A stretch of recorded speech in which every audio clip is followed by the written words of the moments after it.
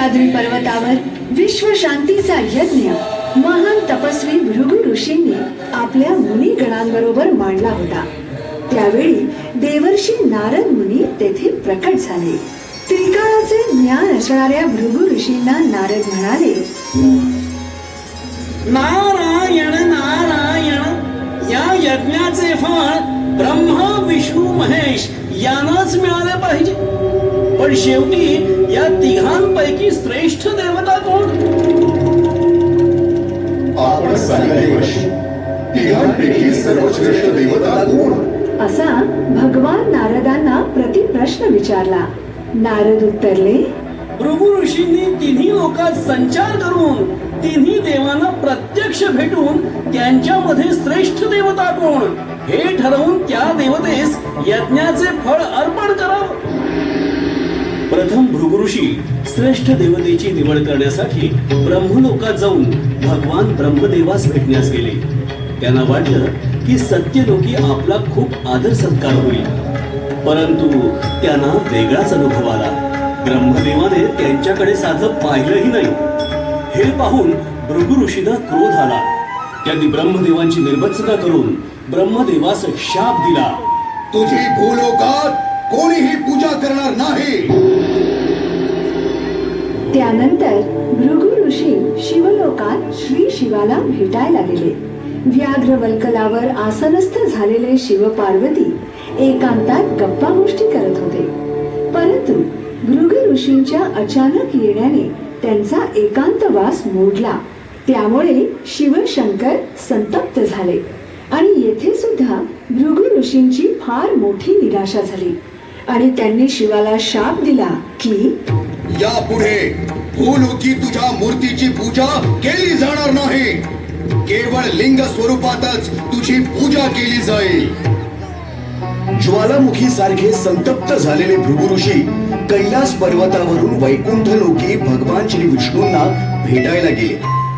तिथे त्यांना शेषाच्या वेटोळ्यावर आरामात पहुडलेले भगवान श्री विष्णू विश्वातील साऱ्या विवंचना दूर सारून देवी लक्ष्मी बरोबर गप्पा मारण्यात मग्न दिसले। आधीच दोन्ही वेळेत अपमानित झालेले भृगु हे दृश्य पाहून आणखीनच संतापले। त्यांनी आपल्या डाव्या पायाने श्री विष्णू देवांच्या छातीवर लत्ता प्रहार केला। आजही कलियुगी पंढरपूर तीर्थक्षेत्री श्री पांडुरंगाच्या छातीवर त्या प्रहाराचे व्रण दिसून येतात, परंतु असं होऊन देखील श्री विष्णूंनी विनम्रपणे भृगु ऋषींच्या चरण कमलांना काही इजा तर पोहोचली नाही ना हे काळजीने पाहिले। हे विलक्षण दृश्य पाहून श्री लक्ष्मी देवीस वाटलं की माझे पती श्री विष्णू हे त्रैलोक्याचे स्वामी असताना आणि याशिवाय माझं स्थान श्री विष्णूच्या हृदयस्थानी असताना श्री विष्णूच्या छातीवर लत्ता प्रहार झाला असतानाही ते भृगु ऋषींचे पाय चिपत आहेत। याचा माता लक्ष्मींना महाभयंकर राग आला आणि या ऋषींच्या तळपायावरील अहंकाराचा फोड आपल्या तीक्ष्ण नखाग्रांनी फोडून टाकला आणि भृगु ऋषींचा राग शांत झाला। त्यानंतर भृगु ऋषी श्री विष्णूंना महायज्ञाचं फळ देऊन तू भूलोकातील श्रेष्ठ देवता होशील असा वर देऊन वैकुंठात निघून गेले।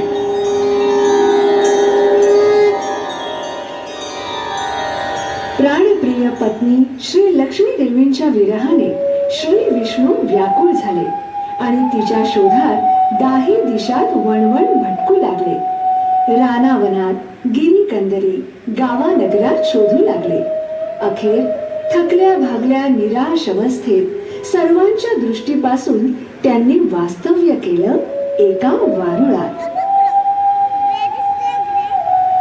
त्रिखंडीदर्शी नारदांनी श्री हरींच्या पोषणाची व्यवस्था करण्याची विनंती ब्रह्मा आणि शिवा यांना केली। त्यांनी श्री लक्ष्मीसह या कार्याचं आयोजन केलं।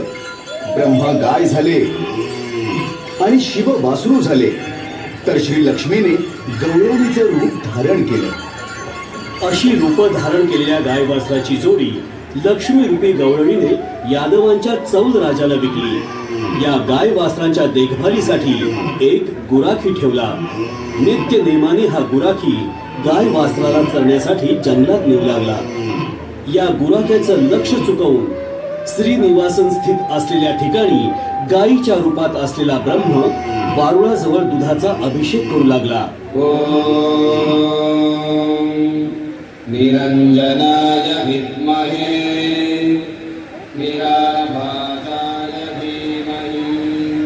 आणि श्रीनिवासने हे दूध प्राशन केले. परंतु या प्रकाराने राजमहालातील राणी विचारात पडली की नित्य रोज 5 शेर दूध देणारी गाय आज 6 दिवस झाले तरी अर्धा शेरच दूध कशी काय देते. म्हणून राणीने गुराख्याला गायीवर पाळत ठेवण्यास सांगितले. राणीच्या आज्ञेनुसार गुराखी दगडाआड बसून गायीवर लक्ष ठेवू लागला. रोजच्या प्रमाणे आता देखील गायीने वारुळाजवळ जाऊन श्रीनिवासांना दूध दिले.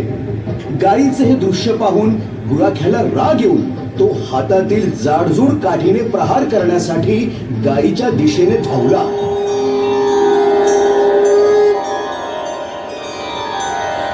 पण ती जाडजूड काठी ब्रह्मदेव रूपी गायीला लागू नये म्हणून साक्षात श्रीनिवासन म्हणजेच श्री विष्णू वारुळातून प्रगट झाले. निरंजनाय विद्महे निराभासाय धीमहि तन्नो श्रीनिवास प्रचोदयात्. श्रीनिवास श्री वेंकटेश भक्तवत्सल भागवत प्रिय